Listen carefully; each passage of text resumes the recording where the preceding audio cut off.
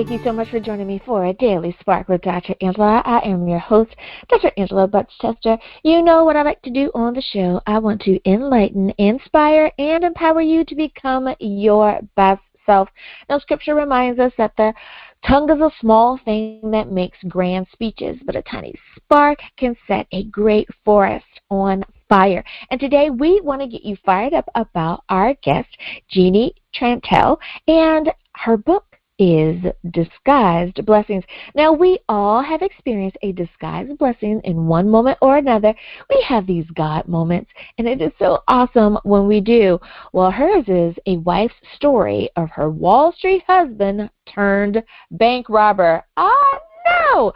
That is so incredibly interesting. So I cannot wait to talk to her. Now, you know what I'm about to say. Go on, get comfy, get cozy, get your coffee or get your tea, because we are about to get started. Good morning, Jeanne. Thank you so much for coming on and being on the show with us today. Good morning. Thank you so much for having me. I'm looking forward. Yes. Now, I definitely want to talk about your book, but before we do, I always ask my guests to tell me who they are in their own words. What has made you the person that you are today? Well, thank you so much. I'm just a humble, a mom. I have 2 kids. I love life. I'm very spiritual. Yeah. And I like to do good in life.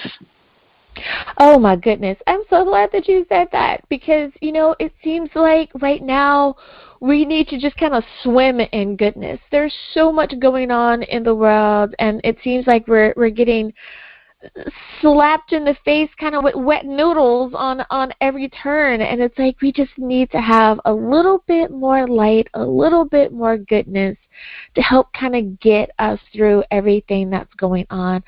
So thank you so much for reminding us that we should add some of the extra portion of good if we can on our plates today. I love it. I love it.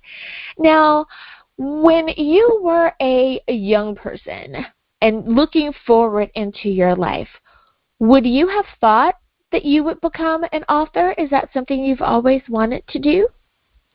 No, you know what? I never did. I was, happily married. I had 2 small kids, and I just was very,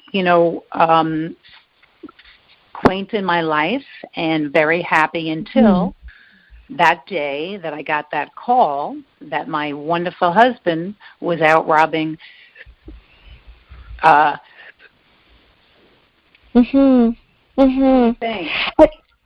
I can imagine that moment was definitely a moment that you couldn't even necessarily, you wouldn't have written down on the to-do list for your life for that day. I can imagine.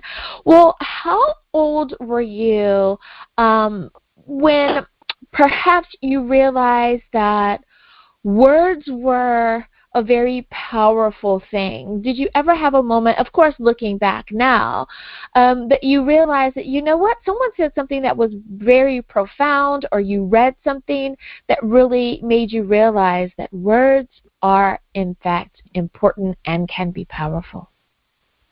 You know what, I always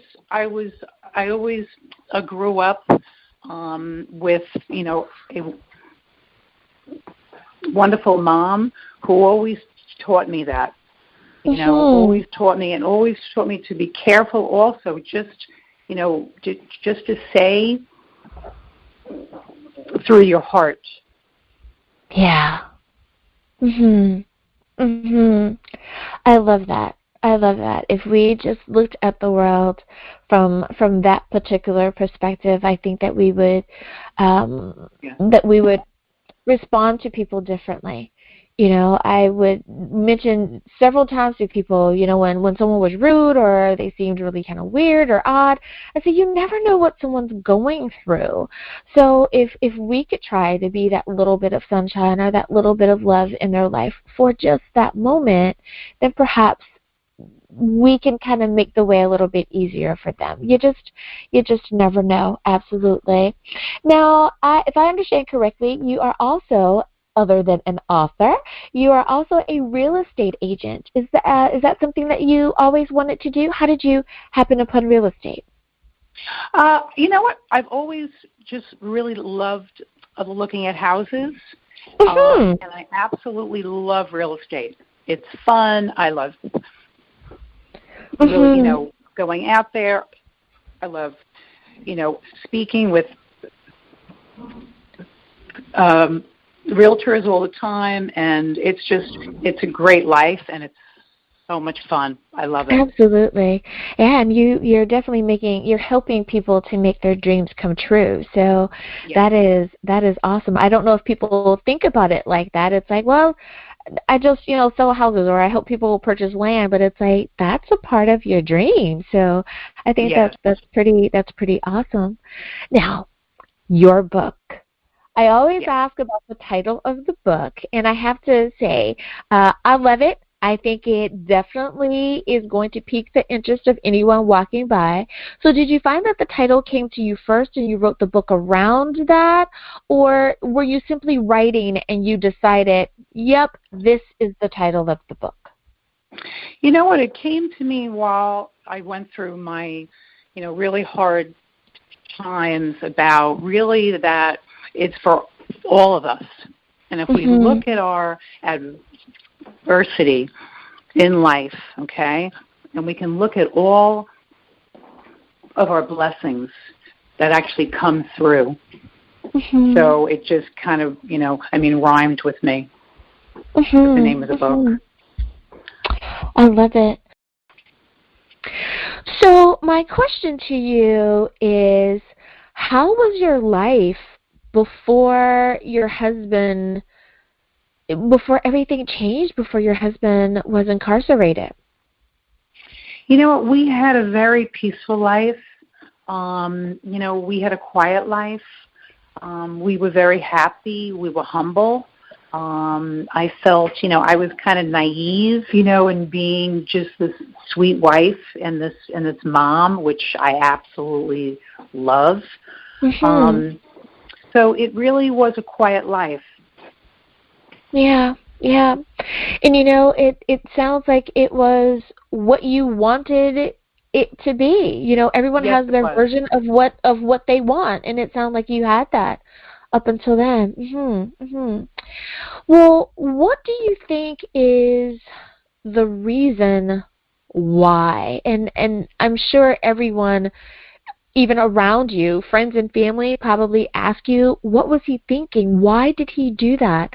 Do you have a theory, or did he ever tell you the why? You know what? I absolutely never knew. Thank God. I did not know. I know that he was under tremendous stress at work. He worked on a Wall Street. Yeah. And he had lost all of our money. Like in 1 week. It was all gone. And he panicked. Yeah. And why his mind went there, I can't tell you, because that's not the man I married. We're a home of God. But for some reason he turned into a person I didn't recognize. So I really don't understand. But I know that he never asked me or anyone for help, and he stopped praying. He stopped believing in God. Yeah. And if only, and of course, looking back and making some assumptions, I think so many people too can agree with that. It's like, I don't know why my loved one did that. I don't know why they chose that route. If only they had called. If only they had said something, we could have prayed together. We could have told them, we'll help you, or just don't do whatever it is that you're thinking, Yeah, absolutely. Like, because that would have never happened. Right. This all would not have happened. Because I was a wonderful wife who cared and loved, and I would have made it, we could have worked it out, but he never gave us an opportunity to actually know what was happening. Yeah. And he probably thought he was saving you from something, not realizing that, boy, that conversation could have been a world of difference. It just shows how sometimes when we are at our wits' end, the best thing for us to do is maybe tap into that one person or those group of people that we know love us and care for us and really have our best interests at heart. I have to agree with you on that.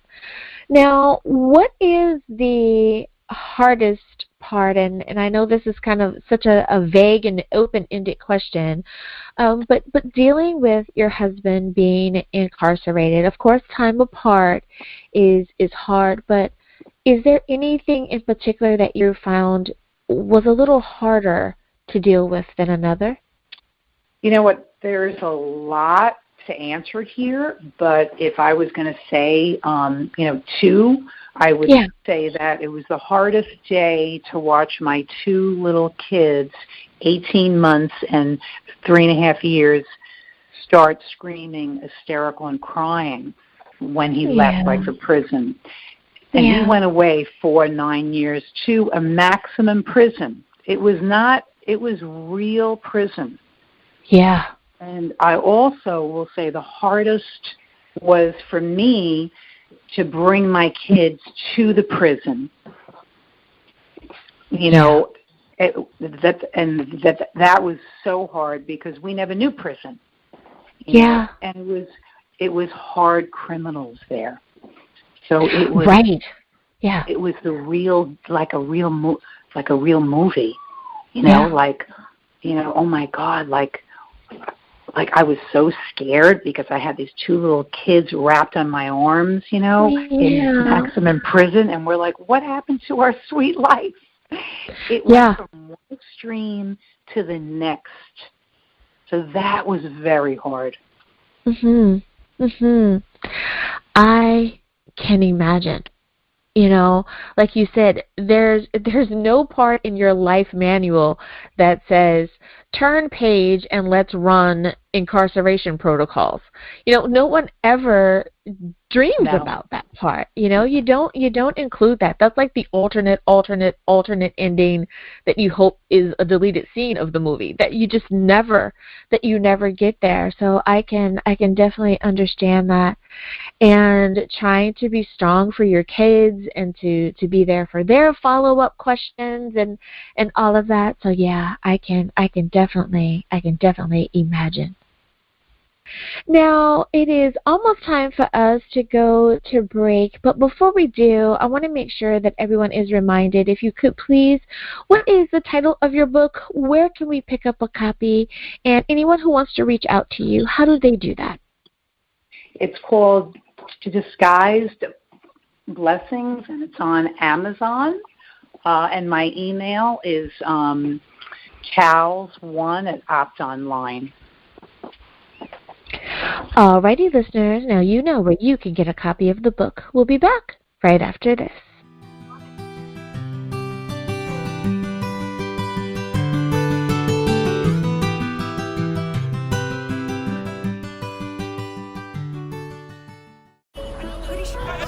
Discovery. No, just a sec. What would it look like if we listened more? Could the right voice, the right set of words, bring us all just a little closer? Get us to open up, even push us further?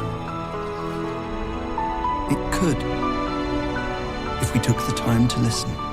The most inspiring minds, the most compelling stories. Download Audible and listen for a change. Hi everyone, Dr. Angela here. Did you know that Daily Spark is now on Facebook? That's right, you can visit with me at facebook.com/Daily Spark with Dr. Angela. I want to know more about what you're thinking. I'd love to know, which interview did you find the most entertaining or the most informative? I want to talk to you, and I want you to be able to talk to me. Simply visit facebook.com/Daily Spark with Dr. Angela.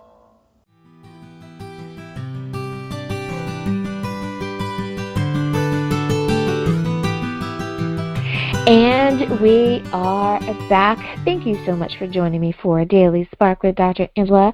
I'm your host, Dr. Angela Butts-Chester. My guest today is Jeanne Trantel, and we're talking about her book, Disguised Blessings. Disguised Blessings. I love the title of that because in so many ways we have disguised blessings that cross our paths from time to time. And then when we look back, we realize that there were some God moments there, that we didn't realize that life needed to change or that it was going to change, or the silver lining that comes out of something that we would have never planned for a day in our lives.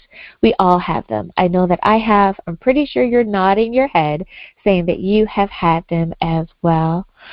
So, Jeanne, the next question for you is, how are you able to keep your faith? So many times when something like this, a life-changing moment happens, people share with me that they had a really tough time of it. They were upset with God, or they didn't know how to keep their faith going when they felt that their lives have been derailed. How were you able to keep your faith despite the hardships of this experience? Thank you. That's a really good question. I have to say I was very blessed because I had a lot of miracles that happened, and I had a lot of help. I had friends, and the whole town really stepped in, and they helped us with groceries, and presents with the kids. So I had that experience of gratitude also, because I was like, this is a miracle. Thank you, God. Thank you, God. Thank you, God. I tell you, having a really good support team around you is so important, and not just important for helping us achieve our goals in life, for that plan that we have, but especially for those times where we didn't plan for this at all, and something happened. So just having great neighbors and a good support team, so important. Now, speaking of having children and having neighbors and a support team, how was it trying to raise your children without your husband around? You're now kind of a version of a single mom for a while. How was that? Yes, well, I am still, I have to say. So it's 18 years later, and it's been challenging, but it's been fun, and it's for all of us to really remember just to give the kids time. I would always just say, okay, like, we're going to play in the yard now, or we're going to have a meal right now. Like, I always remembered that. But it was for sure hard. I worked 3 jobs, so I was always running around, from going to, kids, here and there with the kids and with work and all that. So it was a little tricky, but it was also very rewarding. Yeah. Did you find that you needed to just really stay organized and on top of things? Like, you were always, did you feel as though you were always looking at your schedule to know, where am I in my life today? I would be like, okay, it's Monday at 12 o'clock. What do I have to do? Okay, it's Monday at 3 o'clock. I would just watch the calendar. Yeah. You know what? I got to say this. I don't even know how, I actually am like, oh, my God, I actually did it. I got to pat myself on the back. I'm like, oh, my God. Absolutely. It was so crazy for so long. It really was. Yeah, and I think that so many times people forget that if you are a single parent, be it that you're a mom or a dad, but especially moms, that we have so much going on, and we want our children to have these experiences and to, have a really great kid life. So when they look back on their lives as children, they can say, my parents did a great job. So we want them to have those experiences, but boy, it can be exhausting. The life of a mom seems like it just never stops. Married or not married, single or, coupled up, our lives never stop going, and especially when we have kids. Now, when you realized that this was going to be your new normal, just as from a human perspective, about how long did it take for you to be able to settle into that new normal? Like, did it take you a few months to get used to doing everything yourself, or do you think it took, a year or so to really get a grasp of that? I would say it took years. I have to say that it took me years. I went to counseling. I went to therapy. I prayed a lot. Prayed on the rosary. I actually, I actually pray on the rosary every day. So it took me years and years and years of really, just coping through life, really, and just being always exhausted at times. Yeah. But also because I really loved my husband at that time, so it was like, who was this guy?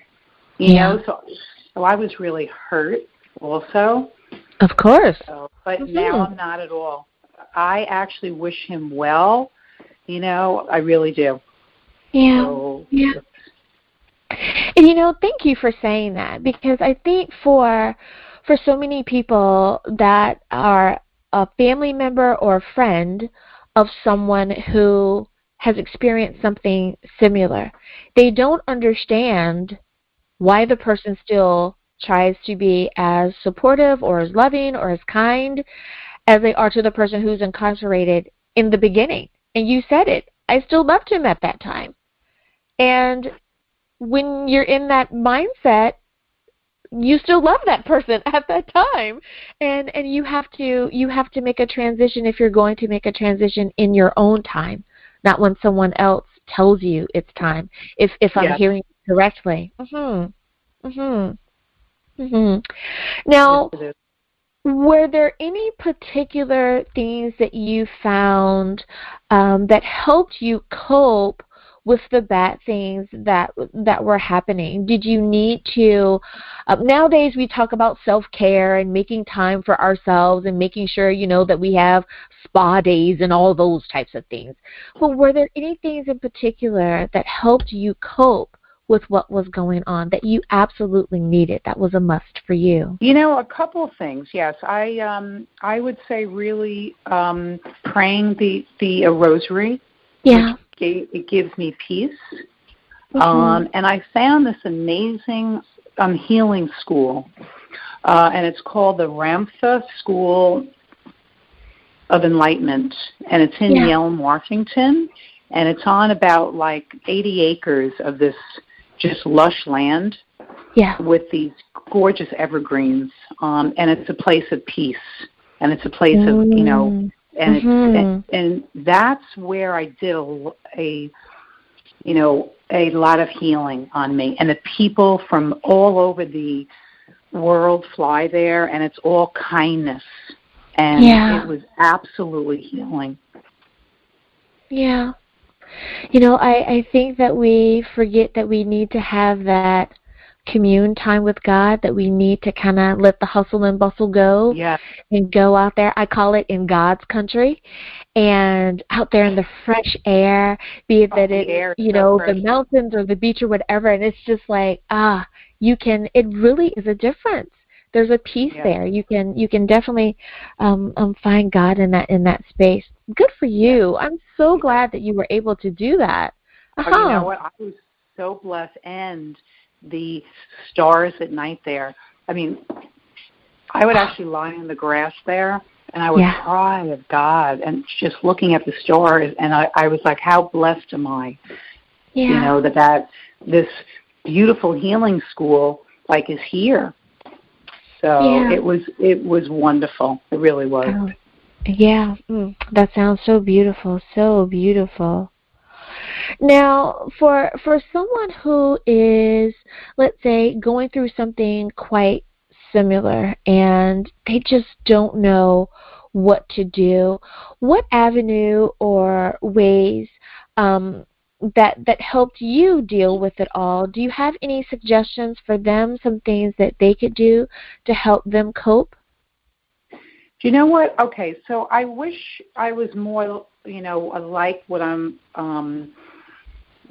like explaining now, but at the time I didn't know. But now, okay, I would say that when you're hurt or you have a lot of problems in life, look to see who else you could help and be a light to humanity.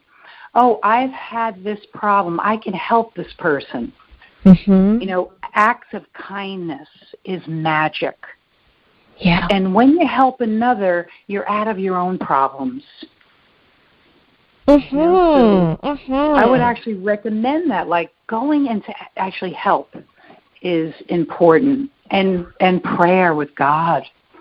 All things can happen with God. Mm-hmm. All things. I love that. Absolutely. Absolutely. And I love how it is all things. I think people so many times try to put God in a box, or they try to kind of put parameters or borders around what God's ability is according to one's own ability. And it's like, no, we have to break free from that. Rip open that box and just say, God is here. Absolutely. Amen. Yes. Amen. I love that. Thanks for reminding everyone of that. Now, we are almost time to go to break, but before we do, I want to give you an opportunity. If you would please, Jeanne, can you remind everyone what is the title of your book? Where can we get a copy, and how do we stay in contact with you? The title is Disguised Blessings, and you can order it on Amazon. And if anyone would want to email me, that's totally fine, at CalsOne@OptOnline. Alrighty, listeners, now you know where you can get a copy of the book. We'll be back right after this.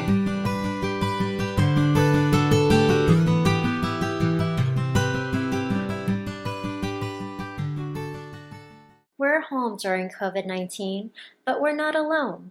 New Life Pastoral Counseling can help. For affordable Christian counseling, visit newlifepastoralcounseling.com or call 562-209-2083 today.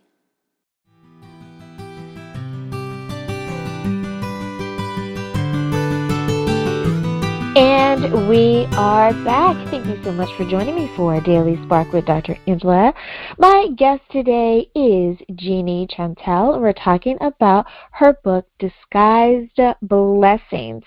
And I have enjoyed so much talking with her today about this, and just reminding all of us that even when some stuff happens that you didn't plan for your life, God has some disguised blessings along the way to keep us motivated to continue to move forward. So, Jeanne, my next question for you is, speaking of motivation, why did you decide that you needed to write a book, and not only write a book but have it published? What was your motivation behind that? I had a few. My main one was really to heal me. It was very, healing to go through page and page and writing, and I would cry. I would write, I would cry, I would write, I would cry. And then when it was done, what I really realized is that if this helps one person, then it's all worth it. Yeah. And I got to say, I get calls all the time. Oh my God, I loved it. I couldn't stop reading your book. It was fantastic. And it really is good because it has a lot of drama in there. I mean, not that I'm happy, but it's all real. It's so crazy that people are like, is this real? I said, every word is real. Yeah. Yeah. So, some stuff you just can't write it. It's crazy how things can just kind of go off to the left, and you would have never thought that would have happened. So, yeah. Well, I am glad that you shared it because, like you said, it can empower someone else who's going through something similar, maybe not exact or, maybe not a robbery, but maybe it was still some type of drama that has gone on, and they just need to know that they can make it through, that they're going to be okay, be that they're a mom or just that they're a woman, but that I apologize. Sorry, you guys. I hit the wrong button. Let me pause, and then I'll finish that comment. So thank you so much for adding that, because it really will encourage someone, be it that they're a mom or they're a woman, however it is, that they know that if you got through, that they can get through as well and endure. Thank you for that. Now, what is your message on dealing with everything? When you were writing, did you want to make sure that there was a particular something that the reader of the book got out of the message you were trying to share? You know what? Yes, I would say what I would strongly believe in is that you should never quit. You should keep going, keep praying, keep asking for help. And like me, when I was lying on the floor, really, I was crushed. I was crushed on the floor. I would say, if you can't stand right away, crawl, but get up. Yeah. Really get up. And when you're standing up, look to see who's next to you. Look to see who also is crushed on the floor and help them up. Just be kind and help, and be kind to you. Yeah. And keep going and keep believing in dreams, believing in life, and just keep loving, because love is kindness and love is real, and actually love is God. Yeah. Such a wonderful and profound answer. Absolutely. I love that. Keep loving. Get up.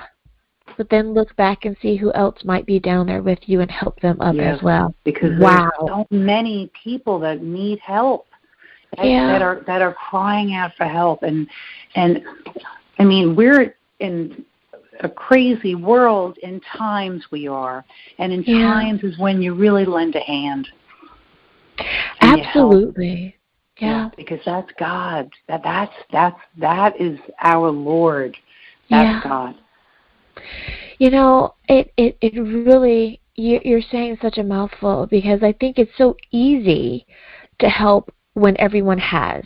Like when you're in a position to help, it's easy. You think nothing of, write the check, buy the cookies, whatever it is, because everything's great. It's all sunshine. But when the clouds come, when the darkness comes, or the rain comes, however you want to look at that, but when that challenge comes that really tests who you are and what you have on the inside, that's when helping or being that difference can really and truly be more difficult, but doing it can make a world of difference. I love your answer. That is just what a wonderful way to unfortunately we're out of time to end the show, but what a great note to end it on, to remind everyone that there is a way out of the darkness and that they can be that shining light that does it. I love it. Amen. Well, I have about 2 more minutes left in the show, but I want to ask you about, because my listeners seem to love these questions, and that's about your writing process. When you were writing your book, did you find that you needed to be like in a certain atmosphere? Was it a particular time of day that you found writing was its easiest? What did you need in order to be successful? That's a great question. I would always write early morning. Yeah. When I would wake up early morning, because that's when I would pray, and that's when it was a quiet house.